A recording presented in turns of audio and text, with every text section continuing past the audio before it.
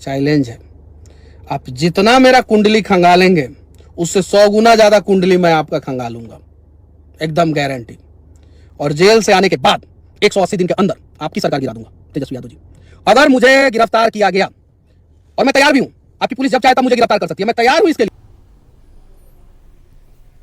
Hello friend, नमस्ते। और आप सब लोगों को दिखाने जा रहे हैं वही तमिलनाडु की जो खबर आई थी। कुछ लोग उसे अफवाह, कुछ लोग सच बता रहे हैं, लेकिन कुछ चीज़ें गलत और कुछ चीज़ें सही को समझेंगे। और मैं उसमें से ये बताना चाहूँगा कि जो गलती अगर है तो गलती जितना भी लोग किए हैं उनमें से सभी लोग भागीदारी हैं। और जिसने पहले ही खबर को छापा और उसके बाद जिसने चलाया, ठीक है ना, और उसके बाद जिसने जोर दिया, लेकिन जोर देना भी कोई गलत चीज़ नहीं होता है, लेकिन इसके लिए थोड़ा सा विस्तार से समझेंगे। लेकिन आप देखिए कि किस तरह से मीडिया में भी प्रचारित चल रही है, ये चीज़ों को समझिए, उसके बाद मैं आपको बताता हूँ। और यहाँ तो एक दिन की चांदनी हो पाई थी कि सियासी भूचाल ने तमिलनाडु और बिहार को हिला कर रख दिया। आप सोच रहे होंगे कि मैं ये क्या बातें कर रही हूँ। दरअसल 1 मार्च को कई सारे गैर बीजेपी लीडर्स साथ आए थे। क्यों? तमिलनाडु के मुख्यमंत्री स्टालिन का जन्मदिन मनाने। तभी अगले ही दिन बिहार में स्टालिन की तमिलनाडु के बारे में फेक न्यूज फैलने लगी और तमिलनाडु में बवाल मच गया। मगर कहानी यही खत्म नहीं हुई, और कहानी केवल इतनी सी नहीं है। इस एक्सप्लेनर में मैं बताऊंगी कि चेन्नई से लेकर के पटना तक जो कोऑर्डिनेशन बिहार और तमिलनाडु सरकार ने दिखाया है वो काबिले तारीफ है। सब बताएंगे कि क्या हुआ, कैसे हुआ और कैसे 2 राज्यों में फेक न्यूज की तबाही होते होते बची, क्योंकि उन राज्यों की सरकार ने होशियारी दिखाई और नेताओं ने अपने नागरिकों के बारे में पहले सोचा। मगर उससे पहले आप प्लीज अनकट को लाइक, शेयर और सब्सक्राइब करें। तो नमस्कार, आदाब, सत श्री अकाल, मैं हूं साहिबा खान और आप देख रहे हैं अनकट। मार्च 1 से शुरुआत करते हैं। स्टालिन का जन्मदिन था और उसमें कई गैर बीजेपी नेताओं ने शिरकत की। ये स्टालिन का 70वां जन्मदिन था। इसमें कांग्रेस प्रेसिडेंट मल्लिकार्जुन खड़गे से लेकर के नेशनल कॉन्फ्रेंस के फारूक अब्दुल्ला, समाजवादी पार्टी के अखिलेश यादव और राष्ट्रीय जनता दल यानी कि आरजेडी के तेजस्वी यादव तक तमिलनाडु पहुंचे और फंक्शन में शिरकत की। कुछ ही समय की बात थी और उत्तर भारत से तमिलनाडु आए माइग्रेंट वर्कर्स पर हमले की खबरें सोशल मीडिया पर चलने लग गईं। कहीं किसी न्यूज़पेपर की क्लिप वायरल हो रही थी तो कहीं वीडियो क्लिप वायरल हो रही थी। वीडियो क्लिप में दिखाया कि एक ट्रेन में बिहार के कुछ मजदूरों को थ्रेटन किया जा रहा है। कुछ में कहा गया कि अगर 20 मार्च तक तमिलनाडु से उत्तर भारत के मजदूर नहीं निकले तो अंजाम अच्छा नहीं होगा। इसे देखते हुए तमिलनाडु में उत्तर भारत से आए मजदूरों के बीच हड़कंप मच गया। आग में घी का काम किया मीडिया ने, फैक्ट चेकर्स जैसे ऑल्ट न्यूज ने इन खबरों का खंडन भी किया।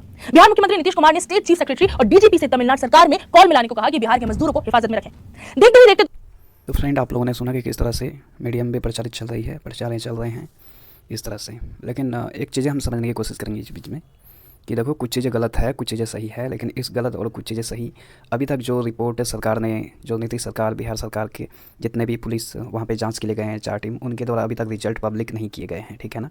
दूसरी बात यह है, उसके साथ साथ ये कहा जाए कि जो भी इलेक्ट्रॉनिक मीडिया है, जो सोशल मीडिया में काम करते हैं, उनमें से कुछ 4-5 लोगों के ऊपर में केस हुई है। सिर्फ इलेक्ट्रॉनिक मीडिया और कुछ लोगों ने जो सोशल मीडिया में इस बातों को जोड़ दिया था उन लोगों के ऊपर में, और उनमें से कुछ इन लोगों ने कुछ फर्जी वाली वीडियो को चलाया है। तो ये गलती तो रही। और साथ में जो प्रिंट मीडिया है, ठीक है ना, उन प्रिंट मीडिया ने पहले ही खबरों को छाप करके लोगों में एक दासत फैला दी। उसकी वजह से इलेक्ट्रॉनिक मीडिया, जो जिसको सोशल मीडिया का मीडिया बोलते हैं, उन सब लोगों ने इसको जोर शोर से और भी कई तरह की टॉपिक बना करके इनको शेयर करने की कोशिश करी। उसके बाद ये क्या हुआ, 2 राज्य के बीच में दरार और लोगों के साथ अत्याचार का कई सारी बातें खोल करके निकलने आने लगी।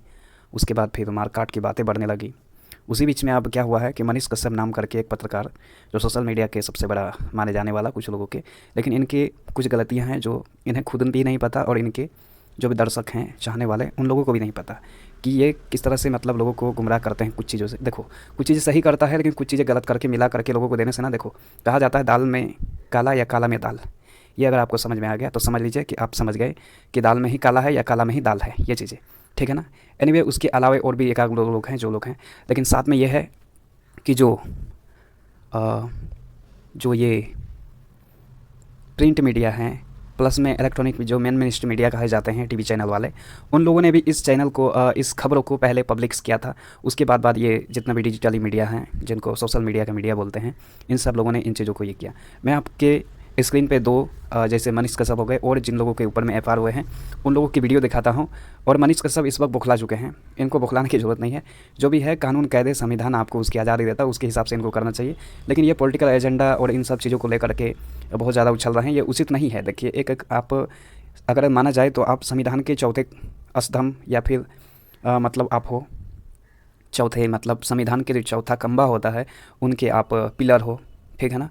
तो ये चीज़ जब हो तो आपको डरने की ज़रूरत, शख्सियत नहीं है, ठीक है ना। आप गलत को गलत और सही को सही कहने की आप में जज्बा है, तो फिर आप डरे नहीं, हिचकिचाए नहीं, ठीक है ना।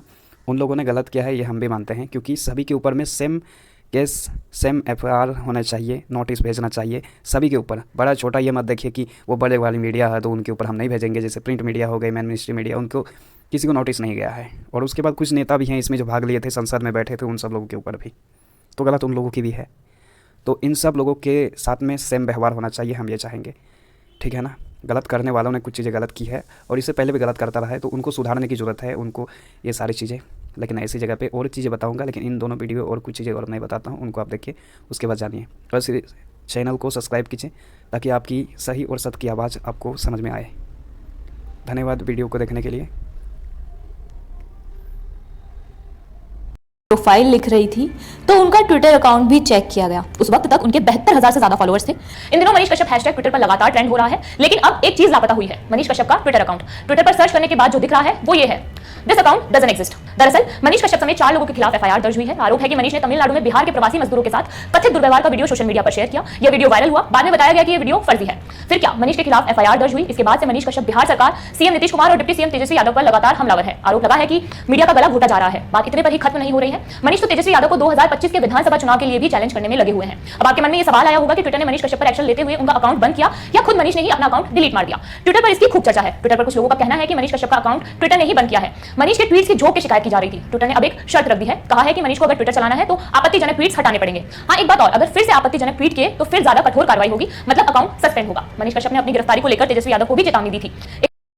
टीवी पत्रकार किसी देश को कई देश से लड़ा रहे हैं, 10 देशों पर रूस के हमले की योजना बता रहे हैं। यूट्यूबर पत्रकार प्रदेश को प्रदेश से लड़ा रहे हैं, बिहार के लोगों पर तमिल का हमला बता रहे हैं। एंकर सनसनी फैलाकर टीआरपी बढ़ा रहे हैं, रुपए कमा रहे हैं। यूट्यूबर सनसनी फैलाकर व्यूअरशिप बढ़ा रहे हैं, साथ ही पॉलिटिकल एजेंडा चला रहे हैं। इसमें कोई संदेह नहीं है कि मनीष कश्यप जैसे यूट्यूबरों ने झूठ, दुष्प्रचार और सनसनी के हथकंडे को सीखा है टीवी के इन कथित पत्रकारों से, मगर अब इतने माहिर हो गए हैं कि उनसे भी आगे चले जा रहे हैं, बहुत आगे चले जा रहे हैं। अपने दोस्त को ही पीड़ित मजदूर बता रहे हैं, तमिलनाडु में बिहार के लोगों पर हमले की कहानी सुना रहे हैं। खबर बताना तो बहाना मात्र है, लोगों को आपस में भड़का रहे हैं। 2 राज्यों और 2 नेताओं के बीच नजदीकियों के खिलाफ पॉलिटिकली मोटिवेटेड एजेंडा चला रहे हैं। टीवी एंकरों की करतूत हम आपको सालों साल से दिखाते रहे हैं, बताते रहे हैं, तो उसमें कोई नई बात नहीं है। इसलिए इस एपिसोड में हम आपको इस यूट्यूबर की करतूत बता रहे हैं, इसकी मंशा और एजेंडे पर सवाल उठा रहे हैं। नमस्कार, मैं समरराज बोलता हिंदुस्तान में आपका स्वागत है। दांत दिखाकर हंसता हुआ ये कथित मजदूर थोड़ी ही देर में मजबूर बन जाता है, कैमरे के सामने अपनी पीड़ा बताता है। इसी का साथी पत्रकार है मनीष कश्यप, जो वीडियो दिखाकर लोगों को आपस में भड़काता है, बिहारी मजदूरों पर तमिलनाडु में हमला बताता है। नेताओं की तरह ललकार ललकार कर झूठी खबरें फैला रहा ये पत्रकार वैसे तो रिपोर्टिंग के लिए नहीं, हंगामे के लिए फेमस हुआ है, मगर इस बार रिपोर्टिंग कर भी रहा है तो फेक न्यूज का एजेंडा चला रहा है। कह रहा है तमिलनाडु में बिहारी मजदूर मारे जा रहे हैं, नस्ल के आधार पर उत्तर भारतीय भगाए जा रहे हैं और हम जुझारू पत्रकार उनकी पीड़ा दिखा रहे हैं। तेजस्वी यादव और उनकी सरकार के लोग सच्चाई को झुठला रहे हैं। सबसे पहले खबर हत्या कर दी गई और उसकी हत्या पूरी तरह से नस्ली क्षेत्रवादी एजेंडे के तहत की गई, मगर सच्चाई निकली कि मारने वाला तमिलनाडु का नहीं, झारखंड का था और पत्नी के संग प्रेम प्रसंग की आशंका में हत्या की गई थी। फिर खबर दिखाई जाने लगी कि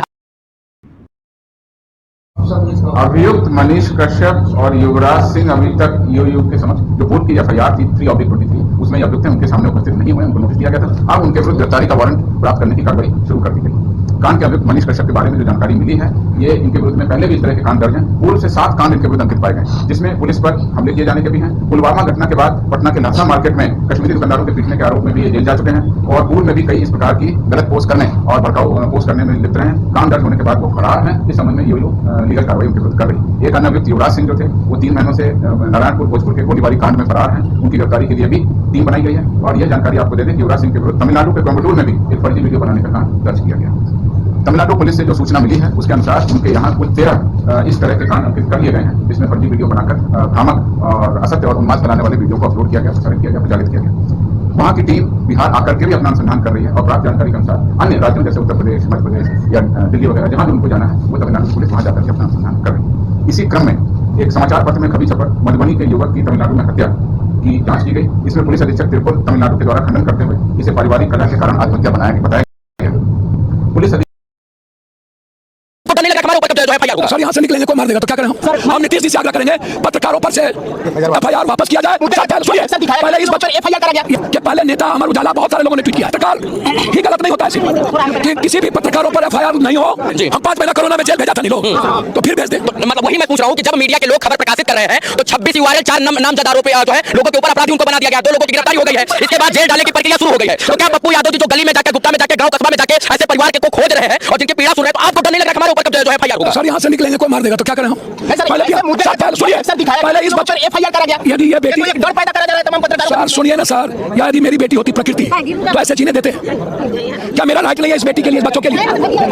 और मैं नीतीश कुमार जी से उम्मीद करूंगा कि किसी भी पत्रकारों पर FIR नहीं हो, उसको वापस लिया जाए। एक व्यक्ति को खुश करने के लिए CRPC का उपयोग ना किया जाए किसी भी कीमत पर।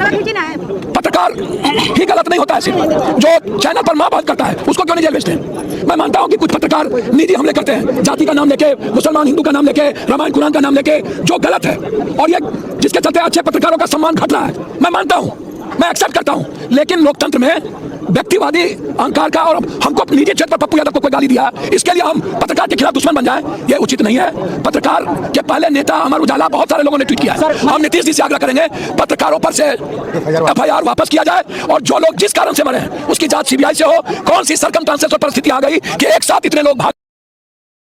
लेकिन 2025 में आपको मुख्यमंत्री जो बनने का सपना पाल कर रखा है, नहीं बनने दूंगा, वादा करता हूं। कराइए गिरफ्तार। आप चांदी का चम्मच लेके पैदा हुए हैं और मैं स्टील का चम्मच लेके पैदा हुआ हूं। आपका चम्मच जो है महंगा हो सकता है, लेकिन मजबूती तो स्टील के चम्मच में ही होता है। जिस दिन आप बोलिएगा उस दिन गिरफ्तारी दे देंगे। हत्या थोड़ी किए हैं, फरार थोड़ी हैं हम, ये सब नहीं किए हैं। जिस दिन बोलिएगा और जब बोलिएगा तेजस्वी यादव जी, बोलिएगा फ्लाइट से चले आएंगे पटना, बोलिएगा गाड़ी से चले आएंगे पटना, बोलिएगा जहां बोलिएगा वहां बोलिएगा आपके आवाज के सामने गिरफ्तारी देने का तेजस्वी यादव जी, तो आपके आवाज के सामने आके गिरफ्तारी दे देंगे। मैं अपने सर पे हाथ रख के बिहार का कसम खा के बोलता हूं कि जिस दिन तेजस्वी यादव या तेजस्वी यादव जी का पुलिस प्रशासन कहेगा कि मनीष कश्यप जी आप गिरफ्तारी दीजिए, मैं गिरफ्तारी दे दूंगा। वादा करता हूं, बस चुप नहीं रहूंगा, बोलूंगा। और लगातार बोलूंगा। सोशल मीडिया के माध्यम से मुझे पता चला है कि मेरे ऊपर FIR हुआ है, वारंट